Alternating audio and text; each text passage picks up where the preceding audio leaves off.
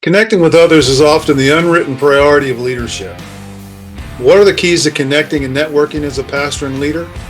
And how can we channel our energy into effective and productive connections? We discuss this and more on today's episode of the 5 Gifts Podcast. You're listening to the 5 Gifts Podcast, a weekly show designed to equip leaders in the Spirit-filled church. I'm Bruce Ritter, and along with my co-host Charles Russell, we offer insights for leading the local church in the fullest expression of Jesus. If you're interested in learning more about practical theology, the gifts of the Spirit, and spiritual disciplines, this is the show for you. Welcome to the 5 Gifts Podcast. Hey, welcome to the 5 Gifts Podcast. We're thrilled that you're here today. We're going to be talking again about another aspect of connecting in our communication. So get a good something cold to drink, a good snack, and just pull in and just engage with us today as we talk about how to connect. Bruce, how are you doing? I'm doing well. Had a night at the ballpark last night with our church and saw the Burlington sock puppets in action. And man, they have really reinvigorated that minor league ballpark. It's a fantastic space to meet, and so we really enjoyed that. Had our church there in one section of the ballpark, and we just had a great time. The sock puppets, huh? Yeah, I didn't know if you went to a ball game or VBS, but I'm glad you glad you explained that for me. How'd they come up with the name sock puppets? Do you know? I have no idea, but man, they had put a lot of energy into public relations, and they've made some really nice upgrades to that ballpark. And I was really impressed. I thought the whole fan interaction. They even do some things with local organizations in town that I just think are really creative, and they do a fantastic job. Well, that's cool, man. Cool. Well, we're doing good over here in our part of the world too. Getting ready to go on a few days of vacation, trying to line up a fishing trip for the family, get everybody out on the water and do a little fishing, make some memories, and so we'll report back and tell you how successful or unsuccessful we were.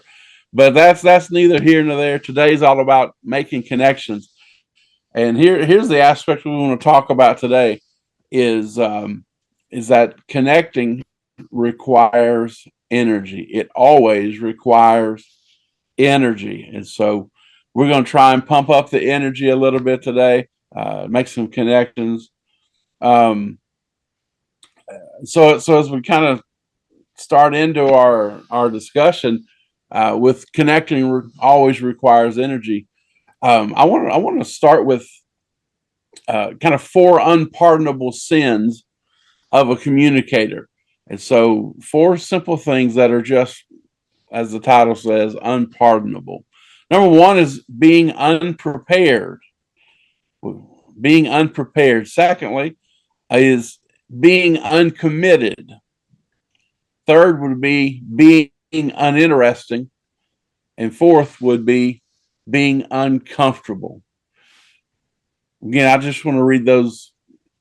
Just read them again for us. The 4 unpardonable sins of a communicator: being unprepared, being uncommitted, being uninteresting, and being uncomfortable. Now, the common thread through that list of 4 unpardonable sins, the common thread that holds them all together is that all 4 of those sins require energy, or they are a result of a lack of energy. We haven't expended energy to prepare ourselves. We're not expending energy to commit ourselves. We haven't spent the energy to make things interesting, to make ourselves interesting, the subject matter interesting, and we've not spent energy so that we are comfortable during the communication process, and it prohibits us from connecting. I think if one or all of those 4 are present in our communication, it's going to be extremely hard to connect. So it's critical it's critical that as we communicate, in order to connect, listen, we can communicate without energy, but in order to connect with people, we're going to have energy. Energy is a facilitator of connection as we communicate. So, Bruce, talk to just briefly about some unpardonable sins, and tried to introduce the fact that energy is crucial to making connection in our communication. Networking is also an important part of our communication and our leadership, and that is an exercise that requires a massive amount of energy. Do you have any practical suggestions for us in regards to networking? I do. I do have some tips for networking, but I like to say, just give you one thought about before I get into these tips. Mm-hmm. Networking, networking is vital. I said earlier that it is the unwritten priority of leadership.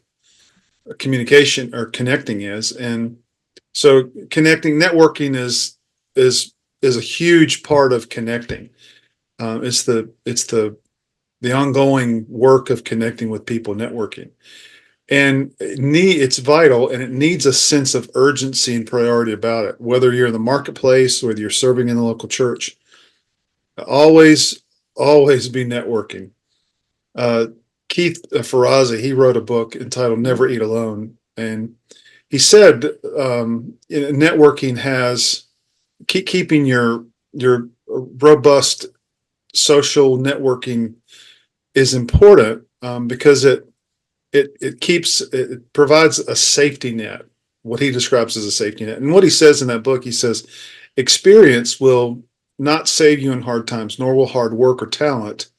If you need a job, if you need money, advice, help, hope, or a means to make a sale, there's only one surefire, fail-safe place to find them, and that's within your extended circle of friends and associates. Mm. So it's also been said that when we think about our organizational health, we need to worry less about empty pocketbooks and assets. We need to be more concerned about depleted contact lists. When you think about your company or your organizational survival, it's natural to zero in on things like money, resources, assets, but we really need to be equally concentrated on managing connections within our network. So if we want to consider some tips to, keep networking well, there's a great set of tips, and these are not mine. They're written by Susan Rowan, and it's in a book entitled "How to Work a Room." And so she says, first, possess the ability to make others feel comfortable. The idea of networking is maybe uncomfortable to you or to me, and honestly, to me, I wouldn't say it's a strength. So part of doing it well is possessing the ability to make others feel comfortable, and so being approachable, being affable, being proactive. One of the great ways to network is to be a there you are person, to go and to meet people with the sense that you are there to get to know who they are and not just introduce yourself. Secondly, appear to be confident and at ease.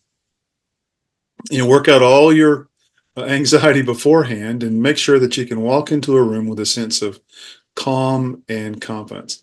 Thirdly, have an ability to laugh at yourself, not at others. Be self-deprecating. Be willing to laugh at yourself. Make jokes about yourself.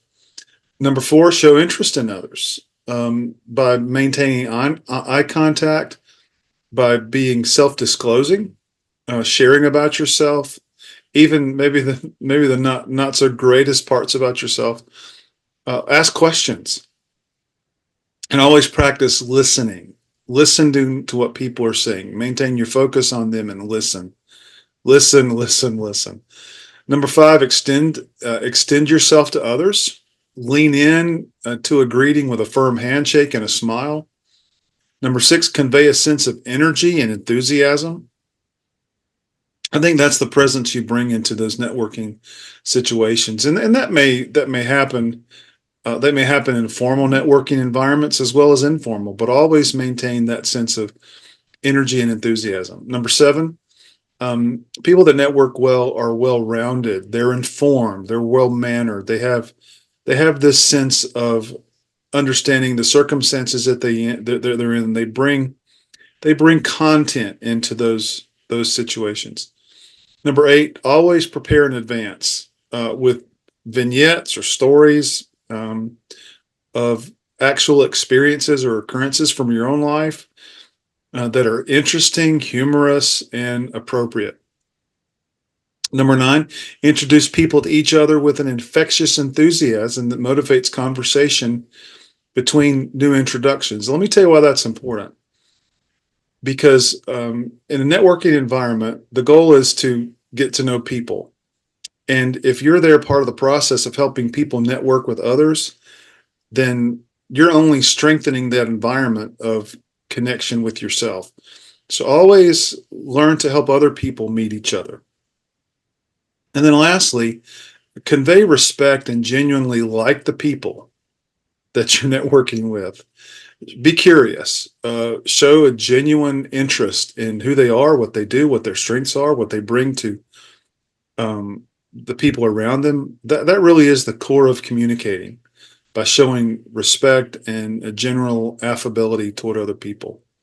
But again, all of this requires energy. And I can tell you as an introvert, I have to be uniquely focused on networking opportunities. I have to bring a lot of focus, a lot of preparation to that, and that takes energy. Um, Charles, what are some things when you consider proactive ways of using energy for connection? Well, I believe I think before there's going to be about five that we're going to talk about here. But before we talk about those five, I think here's a great question to ask oneself: is am I an introvert or am I an extrovert? And depending on your answer, the follow up question would be, how have you adapted so that you can connect? And if I'm an introvert, and Bruce, like as you said, you are, and I am as well. We're both introverts, and so there's adjustments that are adaptations we have to make so that we can connect. And like you said, it requires a lot of energy. On the other hand, if you're an extrovert, what are the adjustments that you have to make in your communication style and process so that you can make connections? So whether you're introvert or extrovert, there are some adjustments to be made, and maybe these could be five proactive ways that we can use energy for connecting. So number one, I would say is that leaders or maybe in this conversation, this context, connectors go first. Connectors or leaders go first because here's the point: connecting requires initiative. Connecting requires initiative. That'd be number one. And so to initiate means to go first. Leaders or connectors go first. So that means I've got to put myself out there. I've got to find the courage, the bravery. I've got to find the faith to step out and maybe do something I'm uncomfortable doing, or maybe something that I would probably naturally defer and let someone else do. No, I want to connect, and so if I'm going to connect, it requires initiative. So I have to go first. Again, we talked about the kind of the ladder of connecting in the last episode.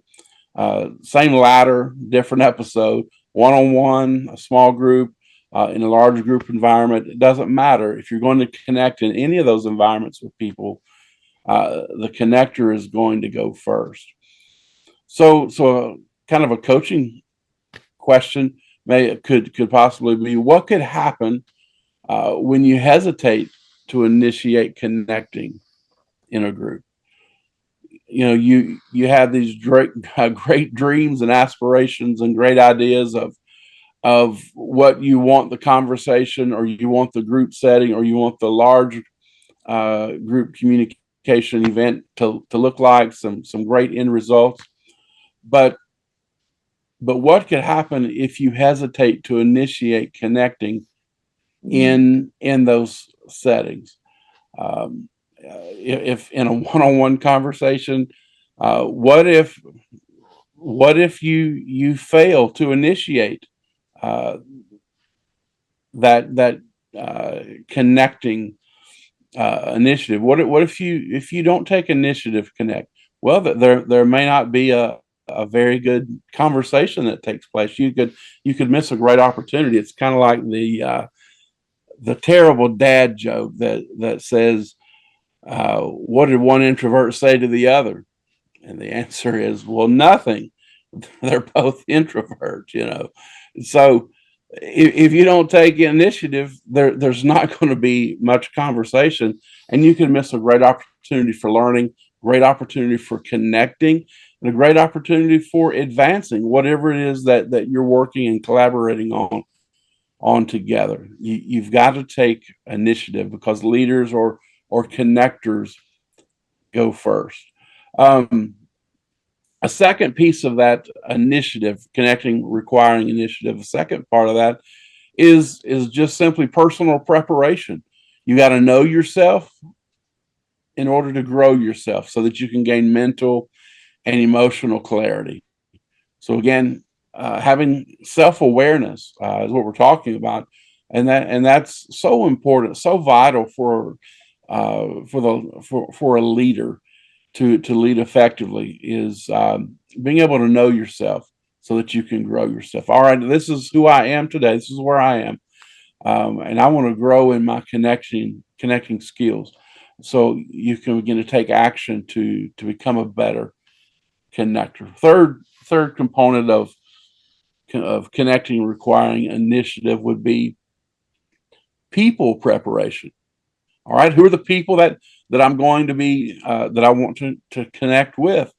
Again, if it's one-on-one, small group, or in that large group environment, here's some great questions you can begin to ask to prepare yourself, and not just prepare yourself, but to prepare for the people that you're going to connect with.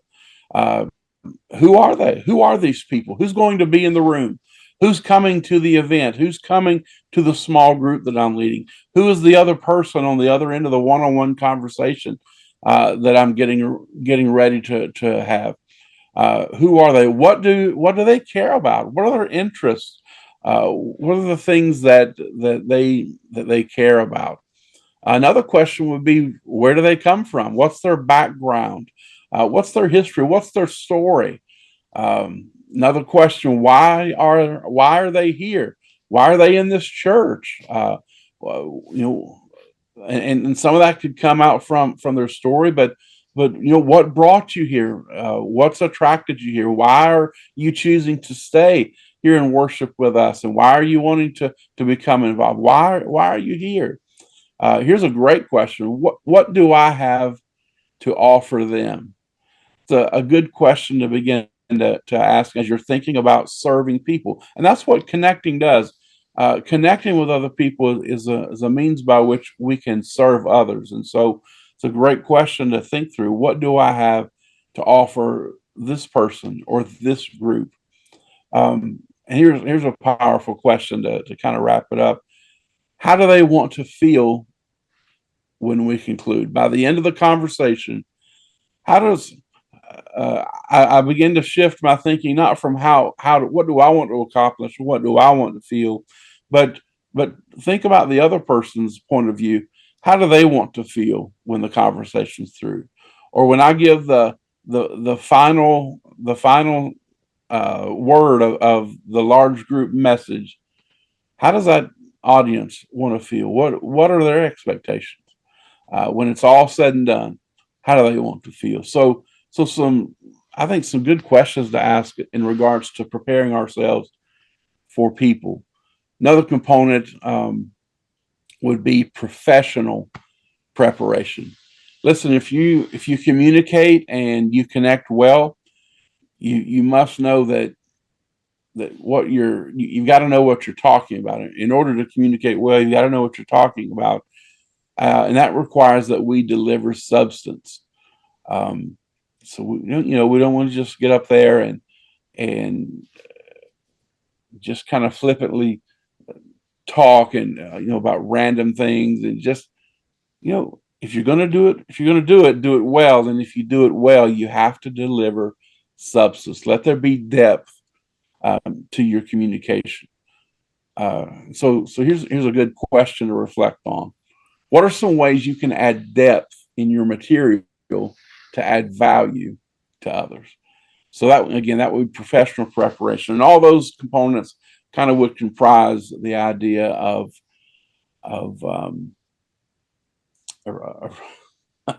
of this idea of connection with energy. So, Bruce, we've talked about connection requires initiative. What's another point of connection?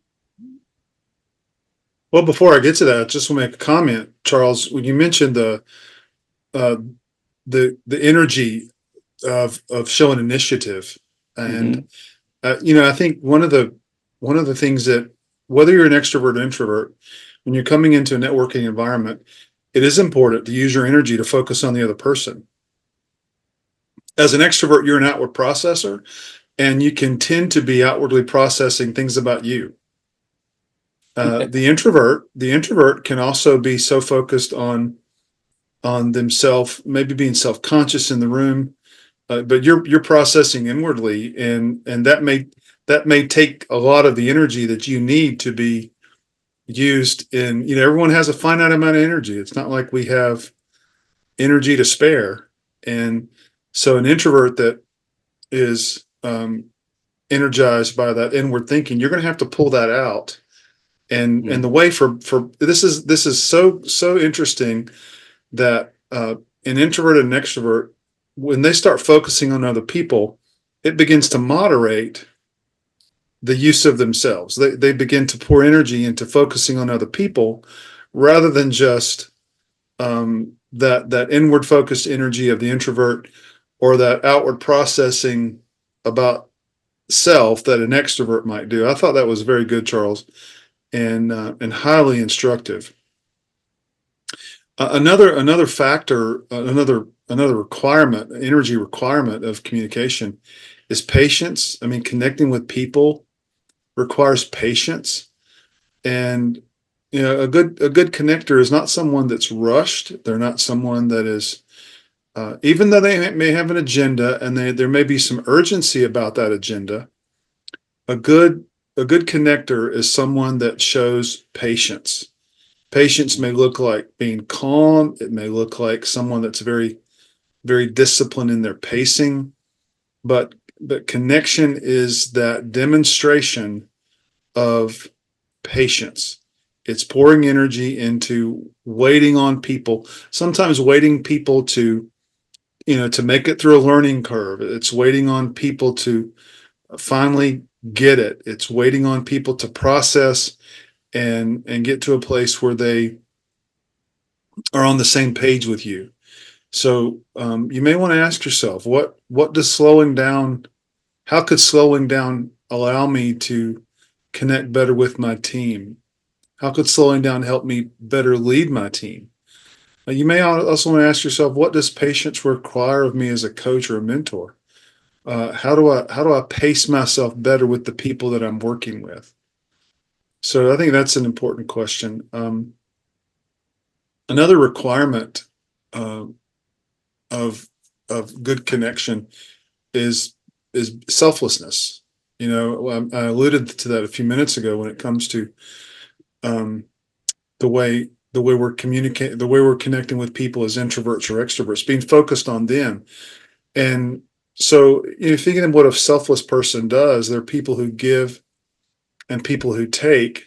A selfless person is more of the giver. They see themselves as an equiper, as someone that is seeking to empower others, to lift others, to elevate others. So, um, I know a lot of the context for this is in networking, but this is something that applies to um, just general leadership. Is that leadership is not someone that's always getting things done for them. It's engineering and leveraging assets and resources to help other people improve. So um, think about the kind of people that are energizing and life giving that you found in your life. It's probably people that were very selfless. Um, the truth is, we feel connected to people that are giving and empowering and helping us grow, and we're drained by the takers. So connection requires a selflessness. Connection also requires stamina. Connecting with others is in a truly authentic, intentional way can also be very taxing physically, mentally, and emotionally. So you have to create a pace that works for you. You don't want to be you don't you don't want to be inattentive to someone that needs your input just because you're drained. So you need to work on the pacing that helps you maintain stamina. And so think about the strategies that you put in place to ensure that you fill up your reserves. What kind of downtime do you need? What kind of what kind of recharging time do you need? The funny thing is I'm very introverted. My wife is very extroverted, and as an extrovert, she can put herself in situations where she's on the go. She's been working with her team. She's been getting initiatives uh, going, and she can come off a big conference weekend. It's hard for her to wind down because she's always outwardly processing. How did it go? Who did I connect with? What did I learn? And and so she has had to become very disciplined at allowing herself, that break to wind down. And you have to do that because you're going to wake up tomorrow and people are going to need your input. They're going to need your ability to connect with them. So it takes stamina, and you got to be able to refill your tank. Charles, how do we connect with Uh, people at different levels, though? I think that's probably the next follow up to some of these things we've talked about. sure. Well, again, our connecting principle we're talking about today is connecting always requires energy, and here's kind of a key concept in that is that the larger the group, the more energy that's required to connect. So, as we again going back to our connection ladder, if you will, connecting one on one, a great practice would be to write down on a sheet of paper the significant things that happen to you during the day. Uh, why in the world would I do that? Because uh, just as a personal uh, encouragement for me, this would be a great thing for me to practice. Um, just jot down, take note of the good things, the significant things, the important things that's happened to me just in a day to day basis, because I know that at some point, uh, my wife and I are going to have some time to, we're going to talk, and she's going to want to know. She wants to hear my words. She wants to hear what's happening and taking place, and I've got to be better than just giving a one or two word or one or two sentence answer. She wants to be able to know and to understand. So for me, who I'm very skilled at just giving an answer that pleases me, I've got to think about no, I'm not answering for myself. I'm answering for the benefit of my wife, and so for me to have kind of a script, if you will, or a list of the important or significant things that's happened during the day would really do wonders for me in building connections with my wife, because I'd be able to have something good to really talk about, and to really explain to her, hey, these are the things that happened today that were significant, and here's what they were. Here's how it all kind of went down. Here's what was going on. It just gives you an ability to make a deep and meaningful connection. Um, for important things, you don't want to tell someone else before sharing it with the specific person. So there might be things on my list that I don't want to share with anyone else until I've told until I've communicated with my wife first about those issues. There may be family issues or family dynamics that come up, and I need to, before I go tell my daughters. I need to be able to communicate this with my wife first, and then we can share those things with the entire family. So, if for some things that are of high importance, make sure that you share it with a specific person first before you begin to share that with everyone else. Um, and then take time each day to go over your list with each other. So uh, I said earlier, I know that at some point in the day there'll be time for my wife and I to talk, but uh, I know for certain there'll be time if we're intentional and we schedule those times. So don't just take it for granted, but be intentional. Schedule sometimes in your daily routine, um, even if it's just a few minutes, because I understand schedules can be hectic, um, especially when you've got multiple children in the home and multiple schedules, trying to function independently of one another. So try to be intentional and scheduling some time each day that you can go over your list um, with each other. So that's one on one. That's on that. That's one rung of the ladder. Bruce, there's got to be some good wisdom you can impart to us about connecting in a group. I think you set a really good uh, context because you said the larger the group, the more energy, and that's true. So when you're moving to connecting with a group, and I think connecting one on one and connecting with maybe the larger audience is uh, Hmm. is different than connecting with the group because in a group, a smaller group, people are expecting individual attention, and so when you think about connecting with your group, make sure you go to each person before the session begins and introduce yourself. Set the tone. Let them know that you're there for them. And again, that takes energy. That takes focus. That means that you're not just preparing to work through the agenda. You're focused on them. And so make sure you help that group feel like there's individual attention given to each individual member. Secondly, you want to discover something unique about them, and by simply asking questions. One of the best traits for a leader when it comes to working with people and being others focused is to maintain a sense of curiosity. Yeah. Always have a few questions in your back pocket that you can say, that you can bring out in those situations. How are things going for you? Tell me what's working. Tell me what you're excited about.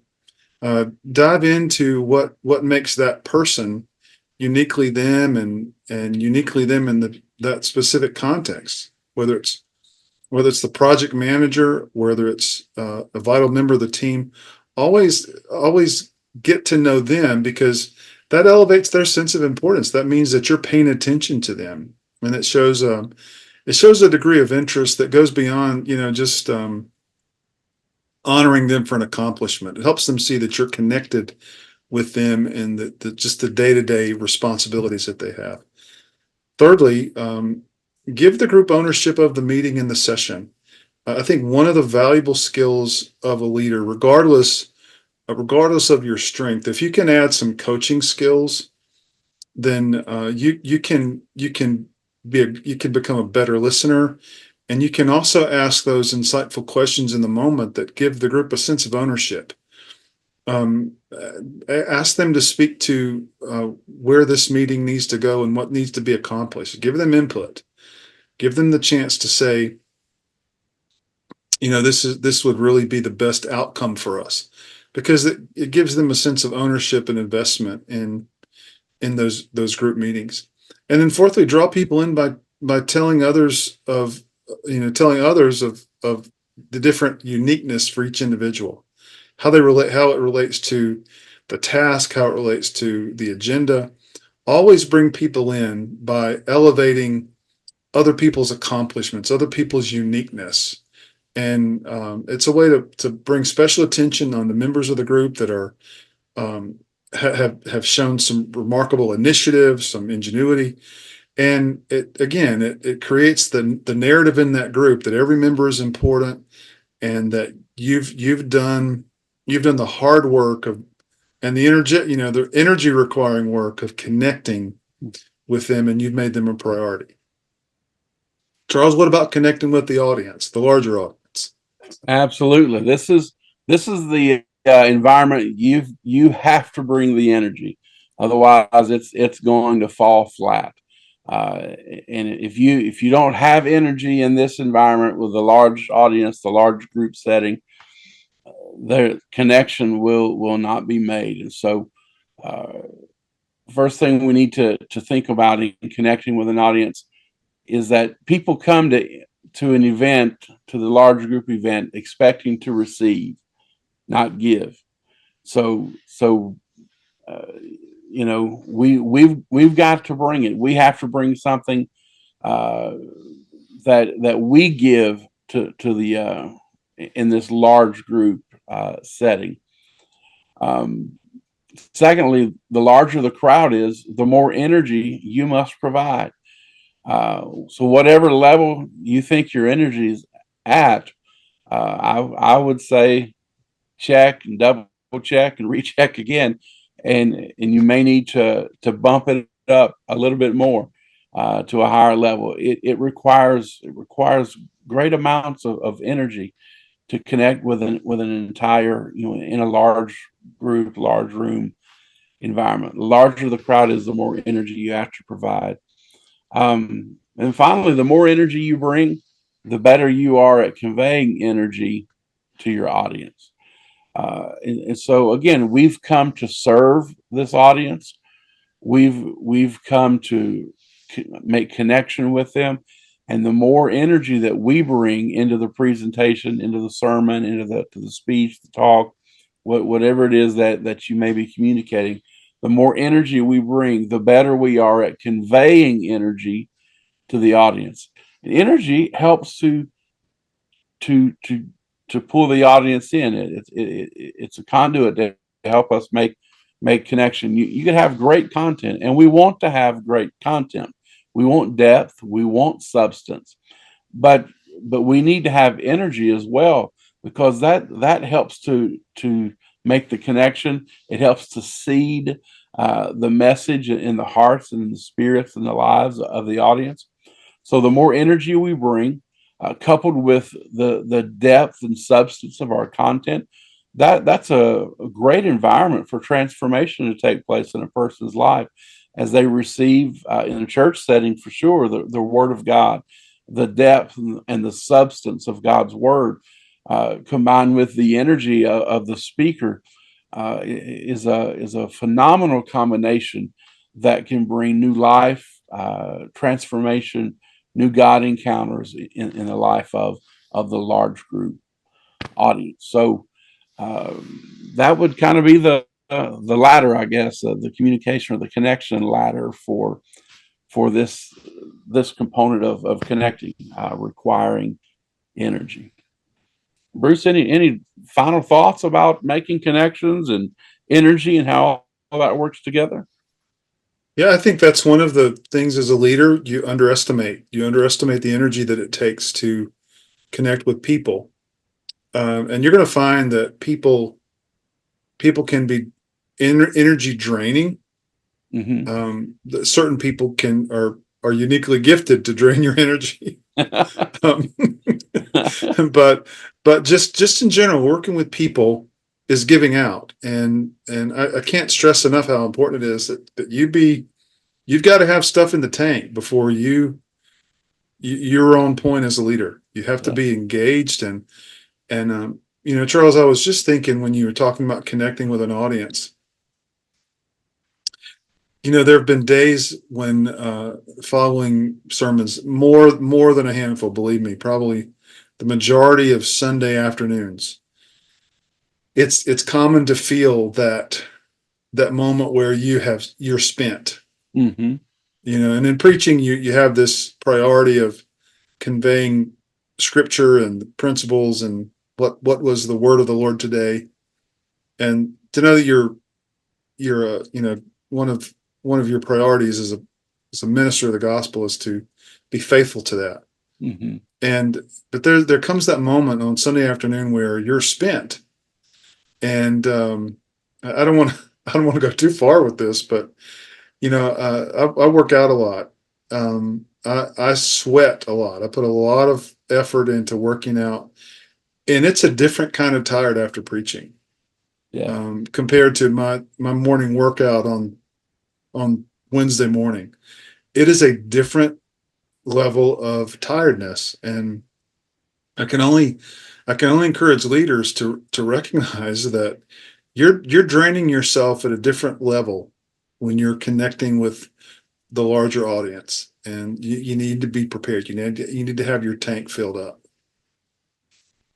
Yeah, absolutely. Now, I've even heard pastors talk. You mentioned working out and physical exercise.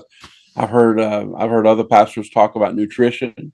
Really paying attention to what we feed ourselves and ingest in our bodies in relation to communicating, speaking, especially in a large environment.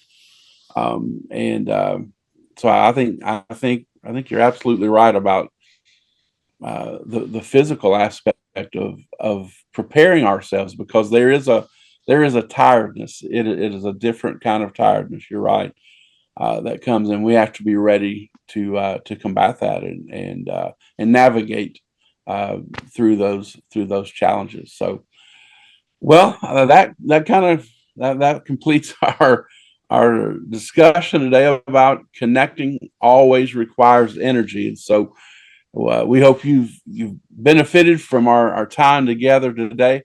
We're praying that you and that all of us together just continue to grow in our abilities to connect with people, because we want to serve people through our connections. If you'd like to connect with us further, you can reach Bruce at coachingcardia.com. You can reach me with church issues at charlesrussellministries.com, or if you have organizational questions outside of the church, charlesrusselltraining.com.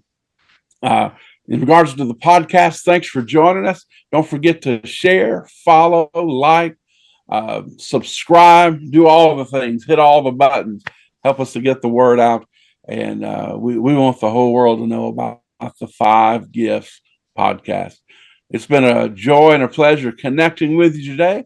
We are in the Dominican Republic right now as you're watching this, and we've enjoyed a phenomenal week of ministry in the DR. Next week, we'll see you from the United States, from North Carolina, and we'll connect again. Hope you have a great week, and we'll see you again on the 5 Gifts podcast. You've been listening to the 5 Gifts podcast. If you would like to take the next step as a spiritual leader, we invite you to visit either of our websites or contact us for leadership coaching. We can help you reach the next level in your own growth and leadership. We provide leadership, spiritual gift, and personality assessments that give you a better grasp of your leadership style. And we also create a customized growth plan that empowers you to reach your full kingdom potential. We can't wait to hear from you.